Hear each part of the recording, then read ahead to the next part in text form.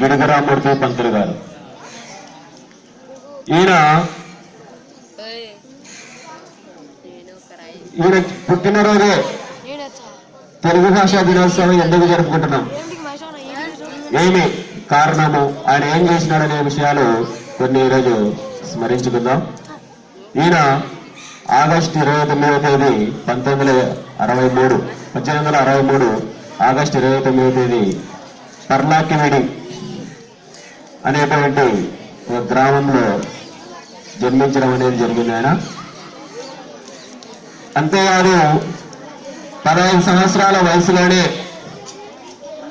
వాళ్ళ గ్రామంలో ఉన్నటువంటి సెకండరీ స్కూల్, అంటే ఇప్పుడు మన పాఠశాల ఉంది కదా, అలాంటి పాఠశాలలో 15 సంవత్సరాల వయసులోనే ఉపాధ్యాయుడు కూడా ఆయన పనిచేయడం అనేది జరిగింది. తల్లిదండ్రులు వచ్చేసి వీర్రాజు వెంకటమ్మ పుణ్య దంపతులకు ఈయన జన్మించడం జరిగింది. తర్వాత ఆయన చదువంతా కూడా ప్రైవేటుగానే విద్యను పూర్తి చేయడం జరిగింది. ప్రైవేటుగానే విద్యను పూర్తి చేసిన తర్వాత కూడా ఆయన పాఠశాలల్లో అదేవిధంగా ఉపాధ్యాయుడిగా పనిచేయడం జరిగింది. తర్వాత కళాశాలలో అధ్యాపకునిగా పనిచేయడం జరిగింది. కానీ పాఠశాలలో కళాశాలలో అధ్యాపకునిగా ఉపాధ్యాయుడిగా పనిచేసే సమయంలోనే ఈయనకు మన భాషలో ఉన్నటువంటి లోపాలు ఇవన్నీ కూడా ఆయన చూడడం జరిగింది. ఏం లోపాలు ఉన్నాయి, ఈరోజు మనం చదివేటువంటి పాఠ్య పుస్తకాలు అయితేనే, టీవీలలో వాడుతున్నటువంటి భాష అయితే, తర్వాత సినిమాలలో, వార్తాపత్రికలలో, ప్రతి చోట మనం వింటున్నటువంటి భాష మనకు అర్థమయ్యే రీతిలో మన ఆ భాషను వినగలుగుతున్నామంటే ఈయన చేసినటువంటి కృషే కారణం. ఏం చేసినాడైనా తెలుగు భాషకు అంటే, ఆనాడు తెలుగు సాహిత్యము, తెలుగు రచన అనేది కేవలము గ్రాంధిక భాషలో మాత్రమే ఉండేది. అంటే మనకు పద్యాలు ఉన్నాయి కదా, తెలుగు టెస్టులో పద్యాలు ఉన్నాయి కదా, ఆ పద్యాలలో ఉండేటువంటి గ్రాంధికం మాత్రమే పాఠ్యాంశాలుగా ఉండేవి.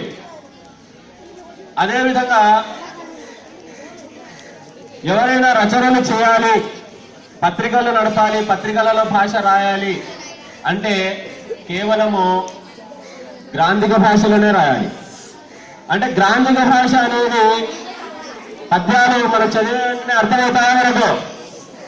కొన్ని వ్యవహార పద్యాలు, సుమతి పద్యాలు అయితే అర్థమవుతాయి. ఎందుకు అర్థమవుతాయంటే అవి మన భాషలో ఉంటాయి కాబట్టి.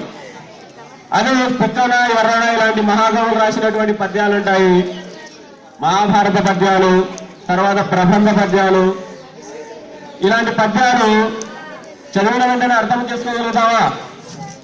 అర్థము కావు. ఎందుకు కావాలంటే గ్రాంధిక భాషలో ఉంటాయి. గ్రాంధిక భాష అనేది మనం మాట్లాడతావా? గ్రాంధిక భాష అనేది మనం మాట్లాడే భాషనా? మనం మాట్లాడం. అది కేవలం గ్రంథాలలో మాత్రమే చూసేటువంటి భాష.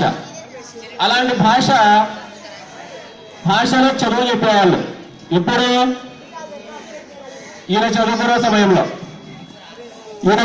సమయంలో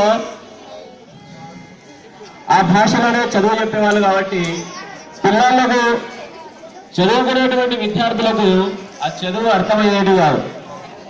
సరే చదువుకొని ఎంతో కష్టపడి వాళ్ళ పండితులు, మాస్టర్స్ ఉంటారు కదా, కష్టపడి వాళ్ళు ప్రతిపదార్థం తాత్పర్యాలు చెప్తే మళ్ళీ దాన్ని ప్రశ్నల రూపంలో, పరీక్షల రూపంలో ఆన్సర్లు రాస్తే గ్రాంధిక భాషలోనే రాయాలి. అర్థం కాని భాషలోనే రాయాల్సినటువంటి పరిస్థితి ఉండేది. పత్రికలలో కూడా వచ్చేటువంటి భాష కూడా గ్రాంధికమే. అంటే గ్రాంధిక భాష ఎవరన్నా చదివి వినిపించి మళ్ళీ దానికి అర్థం చెప్పాల్సిన పరిస్థితి ఉండేది. ఇవన్నీ గమనించి మాట్లాడుకునేటువంటి భాషలోనే చదువు అనేది ఉండాలి. పిల్లలకు, విద్యార్థులకు అందరికీ చదువు అర్థం కావాలి. అందరికీ మనం చెప్పాల్సిన విషయాలు ప్రజలందరికీ చేరువ కావాలి అంటే మనం ఏదైతే మాట్లాడుతున్నామో అదే భాషలో రచన రావాలి. దానికోసము 1910లో మొట్టమొదటిసారిగా ఆయన తెలుగు భాషా ఉద్యమాన్ని మొదలుపెట్టడం జరిగింది. దీనికి సహాయ సహకారాలుగా కందుకూరి వీరేశలింగం పంతులు, గుడయార అప్పారావు ఇలాంటి వాళ్ళందరూ కూడా ప్రముఖ కవులు వాళ్ళ యొక్క సహాయ సహకారాలు కూడా అందించడం జరిగింది. అదేవిధంగా గ్రాంధికవాది అయినటువంటి విశ్వనాథ సత్యనారాయణ గారు కూడా ఈయన చేసినటువంటి వ్యవహారిక భాషా ఉద్యమానికి తోడ్పాటును అందించడం జరిగింది. అట్లా ఆ విధంగా ఆనాడు ఉన్నటువంటి మద్రాసు ప్రభుత్వంతో విన్నపాలు చేసి చదువుకునేటువంటి విద్యార్థులకు వాళ్ళ మాట్లాడుకునే భాషలోనే పుస్తకాలు రావాలి, పాఠ్య పుస్తకాలు రావాలని చెప్పి అప్పటి నుంచి ఆయన విన్నపాలు చేయడం జరిగింది. అప్పుడు గ్రాంధిక భాషావాదులు ఎంతో మంది ఈయన యొక్క ఉద్యమాన్ని వ్యతిరేకించడం కూడా జరిగింది. అయితే చివరికి ఈయన ఉద్యమంలో ఉన్నటువంటి నిజాయితీ వల్ల, ప్రజల యొక్క శ్రేయస్సు ఉండడం వల్ల, అందరూ కూడా అందరికీ ఉపయోగపడేటువంటి భావనలు ఉండడం వల్ల ఈరోజు మనకు ఈ మాతృభాష అనేది, తెలుగు భాష అనేది, ప్రామాణిక భాష అనేది మనం మాట్లాడుకునే భాషలోనే రాయగలుగుతున్నాం. ఆయన చేసినటువంటి ఉద్యమాల ఫలితంగానే ఈరోజు మన పత్రికలు అయితే ఏమి, టీవీలు అయితే ఏమి, మన పాఠ్య పుస్తకాలలో కూడా మనం మాట్లాడుకునే భాషలోనే పాఠ్యాంశాలు అనేది రావడం అనేది జరిగింది. తర్వాత విశ్వవిద్యాలయాలలో కూడా మొట్టమొదటిసారిగా వెంకటేశ్వర విశ్వవిద్యాలయం వాళ్ళు పిహెచ్డి గ్రంథాలు రాసే వాళ్ళు ఎవరైనా ఉంటే కేవలం గ్రాంధిక భాషలోనే రాయాలని చెప్పేవాళ్ళు మొదట. కానీ మొట్టమొదటిసారిగా వెంకటేశ్వర విశ్వవిద్యాలయం వారు ప్రామాణిక భాష, వ్యవహారిక భాషలో రాయొచ్చని వాళ్ళు మొట్టమొదటిసారిగా తీర్మానం చేయడం జరిగింది. అక్కడి నుంచి విశ్వవిద్యాలయాలలో కూడా మామూలుగా వ్యవహారిక భాషలోనే గ్రంథాలు అనేది రాదు. ఈ విధంగా గిరివరామూర్తి పంతులు గారు ఆయన తన యొక్క తెలుగు భాష కోసము ఆయన బతికింది 75 సంవత్సరాలు అయితే 60 సంవత్సరాలు తెలుగు భాష కోసమే. తెలుగు భాషతో పాటు అక్కడ ఉండేటువంటి గిరిజనులు సవర భాషను మాట్లాడేవాళ్ళు. సవర భాషను మాట్లాడే గిరిజనులకు కూడా ఈయన వాళ్ళ భాషకు ఒక వ్యాకరణము, ఒక లిపి అనేది తీసుకుని వచ్చి వాళ్ళకు కూడా చదువు నేర్పించినటువంటి గొప్ప మహానుభావుడు గిరివరామూర్తి పంతులు గారు.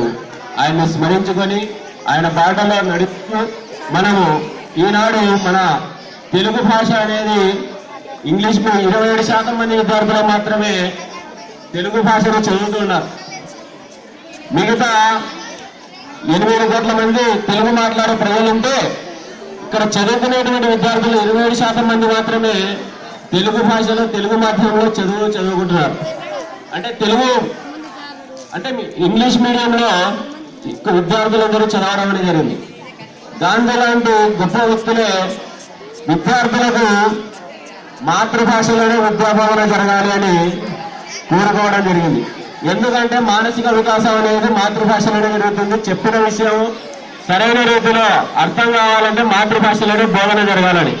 జపాన్, చైనా ఇలాంటి దేశాలు అన్ని దేశాల కంటే ముందు ఉన్నాయంటే వాళ్ళ భాషలోనే వాళ్ళు నేర్చుకోవడము, వాళ్ళ భాషలో అన్ని దేశాల కంటే ముందున్నాయి. జపాన్ దేశంలో వాళ్ళ భాషలోనే, జపనీస్ భాషలోనే వాళ్ళు నేర్చుకుంటారు. ఇంగ్లీష్ భాషలోనో ఇంకొక భాషలోనో నేర్చుకోరు. కానీ మన దేశంలోకి వచ్చేసరికి ఆంగ్ల భాషలో వ్యామోహంతో, విదేశాలకు పోవాలనేటువంటి వ్యామోహంతో ఒకరిద్దరు విదేశాలకు పోయేవాడైతే 100 మంది అదే వ్యామోహంలో కొట్టుకోబోతున్నారు. దీనివల్ల మన మాతృభాష అనేది మనం మర్చిపోయేటువంటి పరిస్థితి వస్తుంది. అలా కాకుండా మన భాషను మనం గౌరవించుకోవాలి, మన భాషను మనం కాపాడుకోవాలి, మన భాషలో మాట్లాడాలి. మన యాస, మన భాష అనేది ఎక్కడికి కూడా మరవకూడదు. ఈ దేశంలోనే వాళ్ళు వేరే దేశాలకు వెళ్ళినటువంటి వాళ్ళు కూడా వాళ్ళు సంఘాలు ఏర్పాటు చేసుకొని తెలుగు భాషను మర్చిపోవద్దని చెప్పి తెలుగు భాషను నేర్చుకొని తెలుగు మహాసభ జరపడం వాళ్ళు, అదేవిధంగా తెలుగుకు సంబంధించిన సంస్కృతి, వారోత్సవాలు ఇలాంటివన్నీ కూడా జరిపి తెలుగు భాషను కాపాడడానికి ప్రయత్నాలు చేస్తున్నారు. అలాగా మనం అందరూ కూడా తెలుగు భాష కోసము తెలుగులో మాట్లాడుతూ తెలుగు భాషను మరవకుండా ఇతర భాషలు నేర్చుకుంటూనే మన భాషను కూడా గౌరవించుకుంటూ మన భాషను ఇంకా ఉన్నత స్థితికి తీసుకొని పోవడానికి అందరు కృషి చేయాలని కోరుకుంటూ అవకాశం ఇచ్చిన మీ అందరికీ కూడా